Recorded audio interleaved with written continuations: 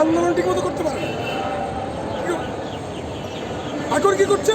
সবাই ঝাঁকে ঝাঁকে বিভিন্ন ধরনের আন্দোলন করার চেষ্টা করছে। কিছু আন্দোলন আওয়ামী লীগের হয়ে হচ্ছে, কিছু আন্দোলন ন্যায্য। আচ্ছা, আপনারা যারা আন্দোলন করছেন ভালো কথা, আপনারা 16 বছরে গণভবনের সামনে কজন গেছেন? গণভবনের সামনে কয়জন যেতে পারছেন?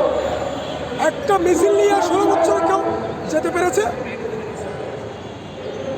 আমি তো সে প্রতিবাদ করেছিলাম গণভবনে 16 বছরে। আমি ছাড়া কোনো প্রতিবাদকারী গণভবনের সামনে প্রতিবাদ করতে চায় না যাওয়ার সাহস করে না। আজকে আপনি আন্দোলনের জন্য কয়দিন, একদিন পর আপনি জনভবন দখল করতে যাবেন? এটা কোন ধরনের আন্দোলন? আন্দোলনের জায়গা আছে, আন্দোলনের জন্য যথেষ্ট স্পেস আছে, সেখানে আন্দোলন করে। কোথায় কোথায় যমুনা ভবন দখল করতে যাবেন, যমুনা ভবনের দিকে পদযাত্রা করবেন, এগুলো তো হয় না। হ্যাঁ, এগুলো করার একটা গুরুত্বপূর্ণ কারণ হলো ডক্টর ইউনূস সরকারের প্রতি